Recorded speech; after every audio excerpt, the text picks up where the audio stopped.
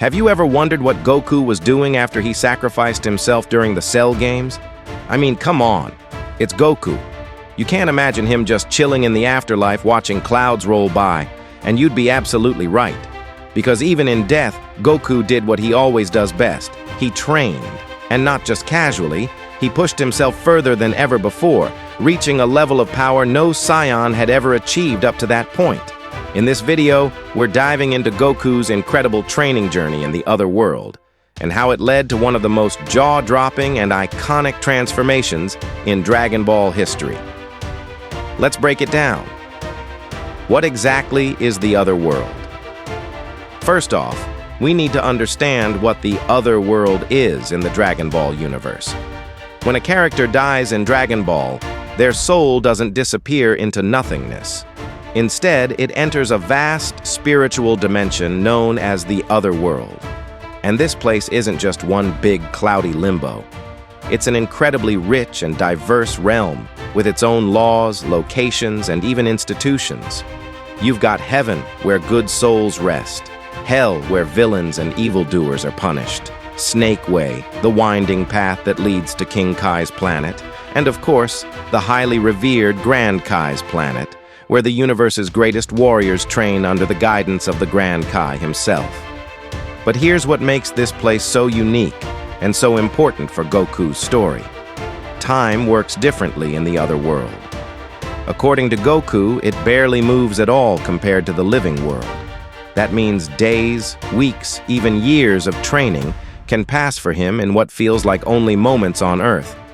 That temporal loophole turns the other world into the ultimate training ground. No time limits, no mortal restrictions, just pure uninterrupted growth. And for a Saiyan like Goku, who lives for self-improvement, that's basically paradise. So how did Goku end up there in the first place? During the intense final moments of the Cell games, Goku made a decision that defined his character. When Cell prepared to self-destruct and take the entire planet with him, Goku used instant transmission to teleport both himself and Cell far away, sacrificing his life in the process to save everyone else. But death didn't slow him down.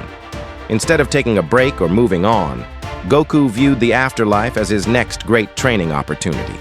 He knew Earth was still vulnerable, and new threats could arise at any time. So, in typical Goku fashion, he decided that if he couldn't be there in person, he'd at least become strong enough to protect his loved ones from afar, or to return stronger, if the need ever came. One of the first things Goku did in the other world was enter a tournament hosted by the Grand Kai. And this wasn't just for fun. This tournament brought together some of the greatest warriors from across the universe and beyond. There, Goku faced Piccon, a mysterious and powerful fighter who was calm, composed, and extremely skilled. Their battle was intense and beautifully animated, showcasing just how strong Goku had become even in death. But more importantly, it showed that there were still challenges out there, still warriors who could push him to grow. And if there's one thing Goku can't resist, it's a challenge. This drive to improve, to keep climbing higher, became the fuel for his next great transformation. Now, think about this. In the living world, Goku's training is incredible, but it's still held back by the limits of his body. He can get tired. He can get injured. He needs to eat, to sleep, to rest. But in the other world, none of that applies. Goku's spirit body gave him the ability to train at full intensity, 24/7, without ever needing to stop.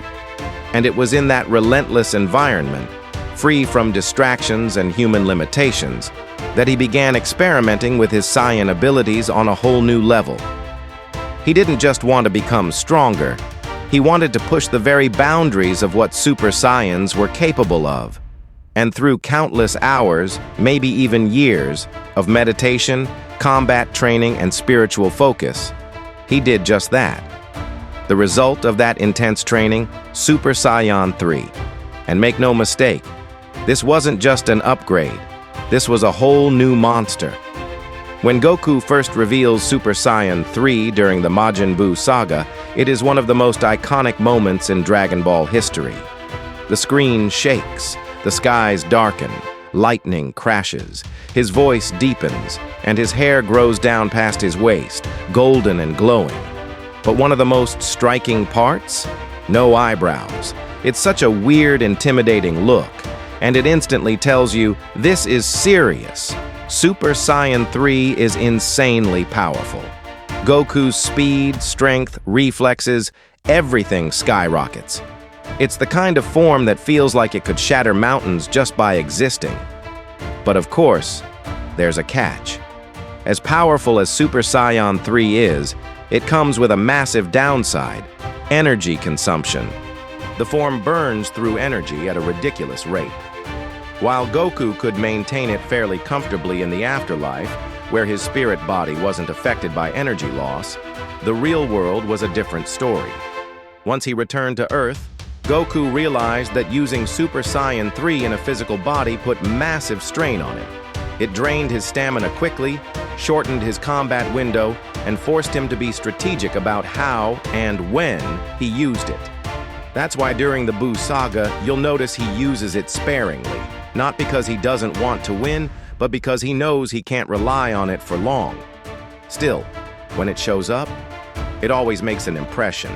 Even though later forms like Super Saiyan God and Super Saiyan Blue have arguably surpassed it in terms of raw power and efficiency, Super Saiyan 3 left a permanent mark on Dragon Ball. The visuals, the transformation sequence, the sheer audacity of it. It was a moment where fans realized just how far Goku had come and how much further he could still go. Even Gotenks, the fusion of Goten and Trunks, manages to reach the form, but in a totally different way. And while he uses it with a more flashy, comedic twist, it still shows how rare and difficult the form is to master. Goku earned it through pure effort, through death-defying training, through never giving up. Goku's time in the other world isn't just a cool side arc. It's a powerful story about what it means to grow. Even in death, Goku never stops striving. He doesn't settle. He doesn't rest on past achievements. He looks ahead, always. That's the kind of spirit that defines a hero. Whether he's alive, dead, or somewhere in between, Goku continues to inspire millions of fans around the world. Because his message is simple. You can always be better. You can always push past your limits. And the only thing standing in your way is you. If you enjoyed this deep dive into Goku's afterlife journey, don't forget to like, subscribe, and drop a comment below. What's your favorite Goku transformation, and why?